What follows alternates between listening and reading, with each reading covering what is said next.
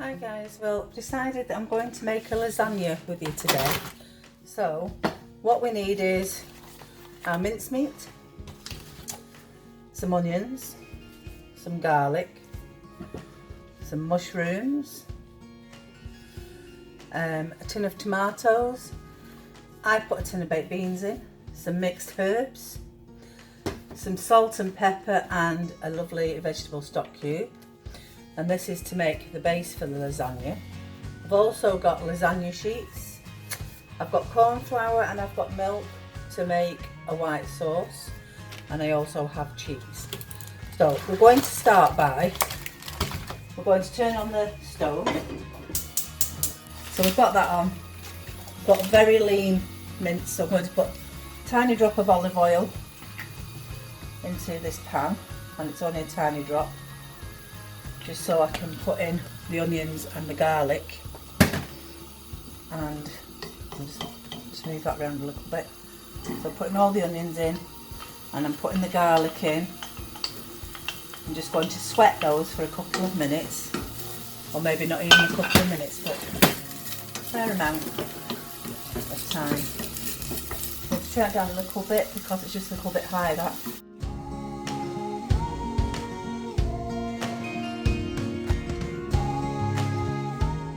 Onions are really good for you, and garlic's fantastic for your bloodstream and everything like that, so that's really good. As you can see, the reason why I'm stirring it around so much is I'm just coating in that little bit of olive oil that I've put in. Okay. I'll turn it down a little bit more. I'm going to use around about, I'm just trying to see how much is in this, I'll use about 500 grams of mince. Because it's only just going to be, just will break it up as it goes in, and this one's the 5% less fat mince. Sometimes it's nicer when you've used full fat, but you know, I'm trying to keep it quite healthy at the moment, so try not to put too much in. It's sticking to the side. It's a shame. And break it down and do your onions in with it.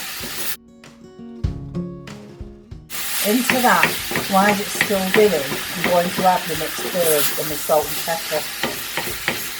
Okay, while it's still browning, because just when it's brown, because it's obviously going to all cook together eventually anyway. So I'm just trying to get that in so it'll brown a bit.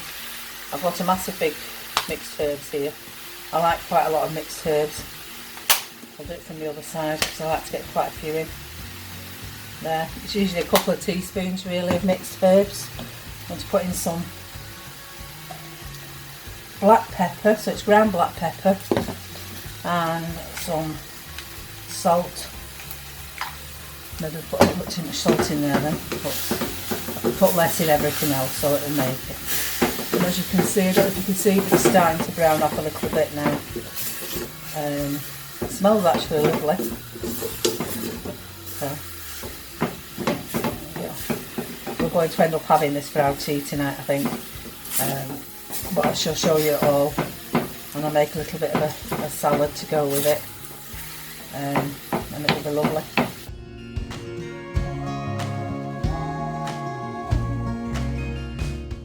In fact, while that's browning, what we could actually do is, obviously not keep throwing it on the pan, on the thing, on the stove, but we could start doing the milk. So, we're going to have a pint of milk, which I've got here. But I'm not going to put it all in because I'm going to mix some with some corn flour so I can make it thicker, the sauce. So I'm going to use about 3/4 of it to heat up really slowly, and keep that little bit because I'm going to add that with the corn flour. I'm just going to smell that because it's very creamy on the top of it. Well, it's fine. There's a lot of cream on the top of my milk, so I was just checking that it was okay. So I've got that sort of on a medium to low heat at the moment. Whoops-a-daisy, sorry, nearly knocked that over. We'll just give this another little stir around. That's starting to look lovely. And into this, we're going to add our vegetable stock cube and squish it, and then it comes out. That's good. And I'm also going to add the mushrooms. I like quite a lot of things like this in it. So just mixing all that in. The stock cube just gives it that lovely flavour as well as the mixed herbs. I like mixing lots of flavours in together.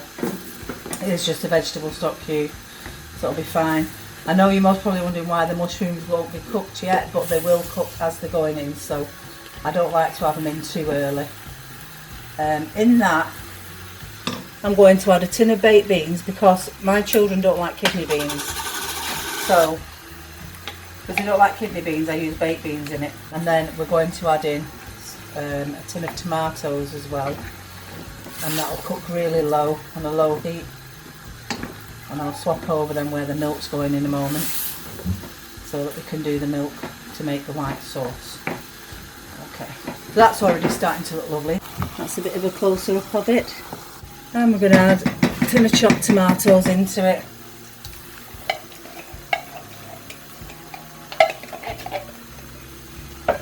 Which is great. And then I'm just going to see, I think I've got some tomato puree in there. I'm going to add a little drop of that into this. So this is my base. So it's a little bit runny, but that's how I like it. Don't like it too dry. So that's my base starting. See if I've got a little bit of tomato puree. I might have actually used the rest of it up. And as usual, forget to replace it.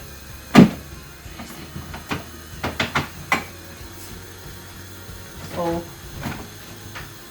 I've got a lovely person over in the corner who's just said I've got some. Thank you, Susan.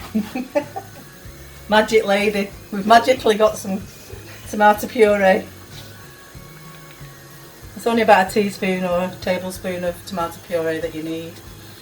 Thank you very much, Susan. We'll just give that a stir in.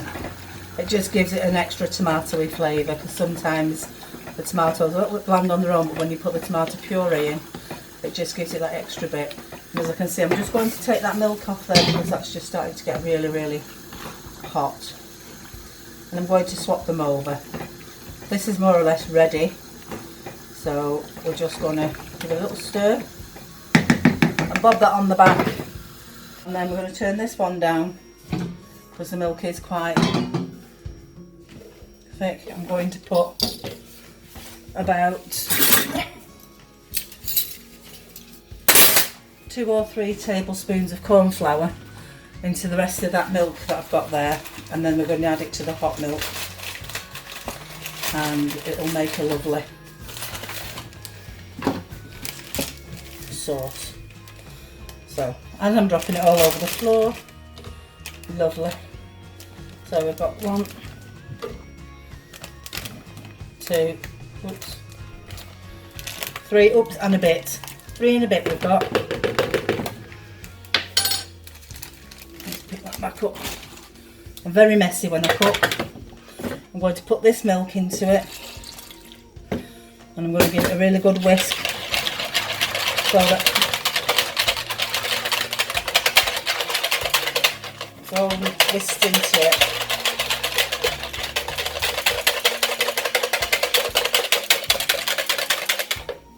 And then we can put this back on the stove, and we can add this in, and we'll keep stirring. I'll add a bit more in.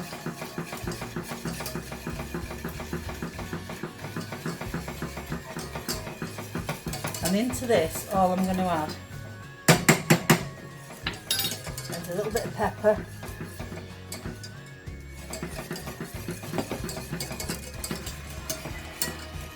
to hold it while I'm doing it. I'm going to turn it up a little bit, try and get it going a bit thicker. But also we don't want it too thick, because obviously it's going to pour over the top, because we're going to put the lasagna together in a moment. Normally you'd let some things go cold. I'm going to turn my oven on now. It's on 175 and it's a fan assisted oven. So you can put it on a little bit lower if you like, about 160. I quite like it to cook at that temperature because I find that's really good. This is just heating up lovely now. It will thicken a little bit and that will cook in. I might just put a little bit more. In fact, I don't even know if I need any more, and actually I don't. I can feel it. It's starting to get thicker now. In fact, that's getting quite thick, so I might end up having to put a bit more milk in. I'm actually going to have to put more milk in there, so I'll turn that down. Grab some more milk. We'll just put a little bit more milk in. Because obviously when we put the cheese in as well, it goes a bit thicker. So that's quite nice. I just feel the consistency. I don't know if you can see it, but as you do it, it just feels thicker.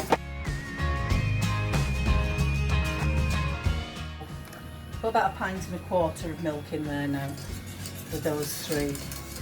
And it is a little bit runny, but there's a reason for that. Because once I start adding the cheese in, my little bag of cheese that I have, you know, when that melts it makes it thicker as well, so which is really good. You can put mustard in it if you wish to. I don't tend to bother, again basically because my children don't like mustard in the sauce. So, and then you just keep giving this a bit of a stir. And it's getting very thick now, you see, because the cheese is now melting into it.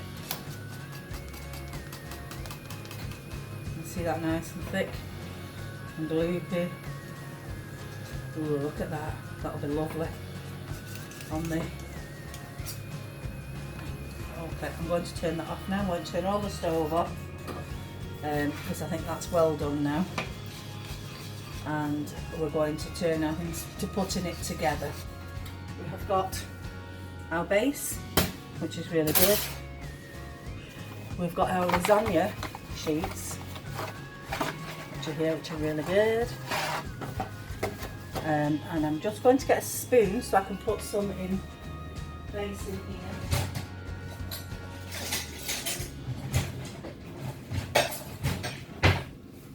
Okay.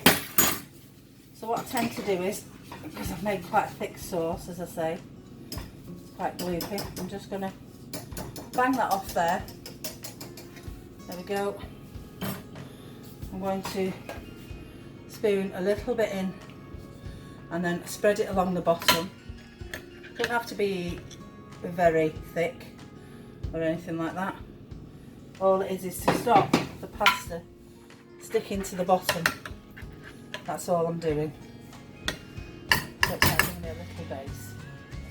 And then we shall start fitting in the pasta. Just take the corner off, because it fits better without the corner on. And bob the corner on top of it. And just make nice little layers now. I'm trying to break it without completely smashing it. And this goes over the tops. That'll fit at that end. A little bit more on this end. Oops, daisy, it's in bits, but never mind, it doesn't matter too much. Because as I say, it's the base of it, so it'll just keep it nice. Then we're going to have a lovely layer of this on. I actually do it with vegetables. I've made a vegetable one. I made it with all beans. I've made one with lots of just courgettes and aubergine. You can make it with carrots. There's all sorts. You can use all sorts of veg, or you could just make, as I say, I've made bean ones before, but it's just the bean ones I've made, and it's been lovely. We've made them at Funky, as the guys will tell you about it. I'm trying to think who helped me make one the last time we made one. We made, what did we make? We made I can't even think. We did. We made a vegetable one, I think. And I think we did it with courgettes, things like that, so it was really good. I can't remember who made it with me last because we do a lot of cooking, as you know, at Funky. And the members are absolutely amazing at doing things. And as you can see, it's just like patchwork quilt with me. I just make sure I use everything, even if I break it, I use it.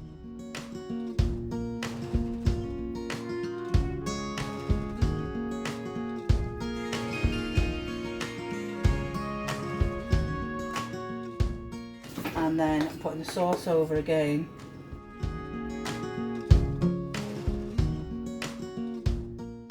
And I'm just going to layer that on like that, you see, so it does all go down. It's lovely. It's absolutely delicious when it's done. Well, I think it is anyway.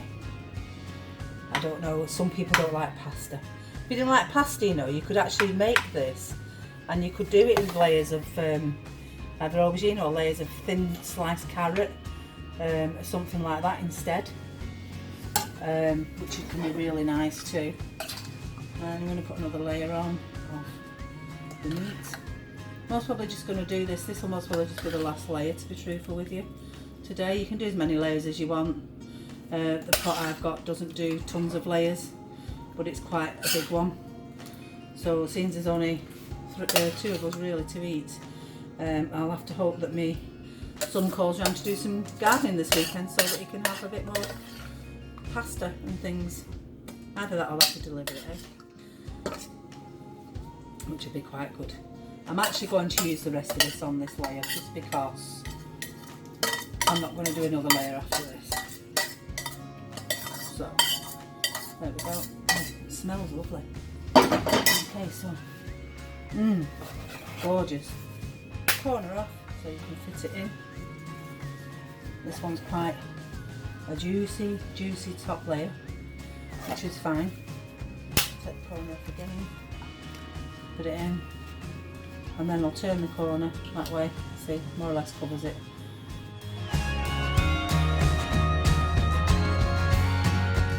Right guys, almost there. Almost finished boring you to death with this. Because as I say, it just gets a bit boring, doesn't it? Because it's all the same sort of things that we're doing. Put the corner off on that one, put it on. Fabulous. Put that on the end there. And then just coat it with this lovely sauce now. Good job it's not Jack's. Right, I eat the rest of this because there's not much left now. I managed to clean it. And then we just watch it all along.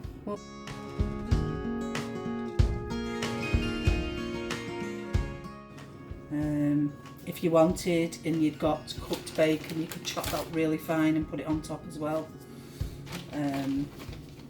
All sorts of things you can do. You could list even little crunchy bits. You know, you can get bread and fry it up so it's really crispy and put that on as well if you wanted to. Lots of different ideas. I'm just pulling it out of the oven right this minute now. And it's going to be lovely and delicious, and it's very hot. Oh, beautiful lasagna. Just turn the oven off and just give it a second. I'll get a knife and I'll cut into it and I'll show you how lovely it is. Oh, I think the girls have just smelt it. They're on the way down. Right, there we go. Cutting through, and we'll get a lovely piece out in a minute. Oh gosh, I'm breaking up as I'm cutting there.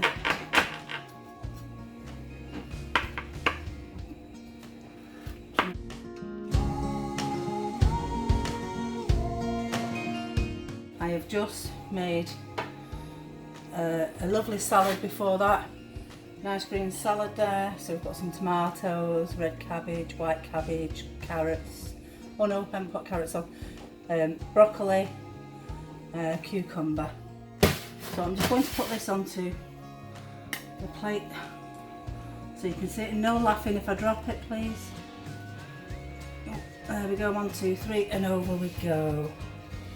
There we go. So there you have a delicious lasagna with salad. Bon appetit!